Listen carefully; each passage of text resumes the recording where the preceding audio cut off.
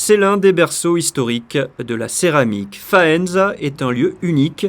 La cité italienne située en Émilie-Romagne abrite le Musée international de la céramique, l'un des plus réputés au monde, et accueille régulièrement de nombreux artistes qui réexplorent l'art de la poterie et de la céramique.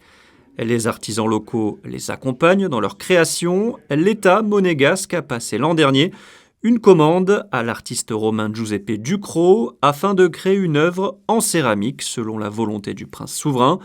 Une plaque emblématique de près de 5,50 m de hauteur sur 2,50 m de large en hommage au prince Albert Ier. Une délégation monégasque s'est rendue en Italie en février pour une visite de travail. Nous sommes venus ici à son atelier à Faenza car il travaille avec le céramiste Gatti et donc nous sommes venus voir cette œuvre donc, qui est en train de se créer et qui est au stade donc, de séchage de la terre juste avant cuisson. Donc on va la découvrir là, dans l'atelier et donc on a voulu suivre le travail de l'artiste. Le choix de l'artiste a été fait par la princesse Caroline, qui connaissait déjà ce sculpteur et céramiste de renom, qui collabore également avec Christian Louboutin pour des ornements de façade.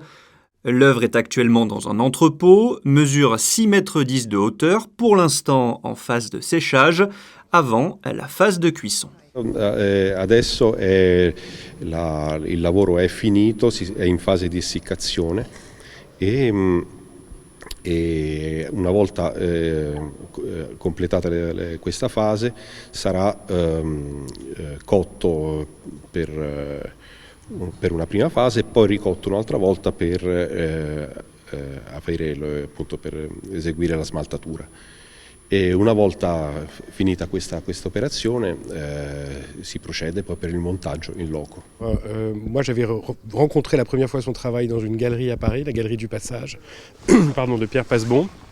Et j'avais été stupéfait par sa technique. Et ce qui fait toute l'originalité et l'intérêt du travail de Giuseppe Ducrot, c'est qu'il a mis au point une terre à la fois extrêmement solide mais ductile, qui lui permet d'exprimer son style, qui est un style qui emprunte évidemment à un style classique, baroque, des monuments, qui peut s'apparenter à de la sculpture en pierre, à la fois évidemment une sorte de Bernin pop, rock. De l'Émilie-Romagne à Monaco, une fois l'assemblage terminé, l'œuvre débarque en principauté début septembre pour prendre place sur la façade du lycée Albert Ier. È stata una sorpresa, ci abbiamo messo abbastanza poco, non abbiamo avuto problemi tecnici e quindi 3 giorni per l'installazione. Alors une grande émotion mais surtout une grande satisfaction que cette commande soit accrochée et s'intègre parfaitement à la façade. Alors bien évidemment, il y a encore quelques détails de peinture, de corniche pour que la réintégration soit parfaite, mais le choix de l'œuvre fait que dans ce bâtiment emblématique du lycée Albert Ier, voilà, cette œuvre accrochée et intégrée au mur correspond parfaitement à un hommage et dans le cadre de la commémoration pour le prince Albert Ier. Sono dei dettagli importanti anche se non riguardano il mio lavoro, sono il contorno dell'opera che va rifinito, va ultimato, nel senso che bisogna ripristinare il colore originale dell'edificio.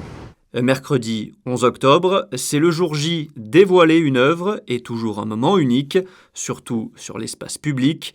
Le prince Albert II, la princesse Caroline et de nombreuses personnalités de la principauté sont venues assister à l'événement. Un moment forcément émouvant aussi pour l'artiste. Sì, sono onorato di questa inaugurazione in una posizione intanto così importante. La prima volta che faccio un'opera in fondo così anche ufficiale, con un carattere così ufficiale e come si dice, mi riempie d'orgoglio. Pour l'éternité, cette œuvre honorera à tout jamais toutes les actions entreprises par le prince Albert Ier, précurseur dans de nombreux domaines. Une réplique miniature de l'œuvre a été offerte à la princesse Caroline.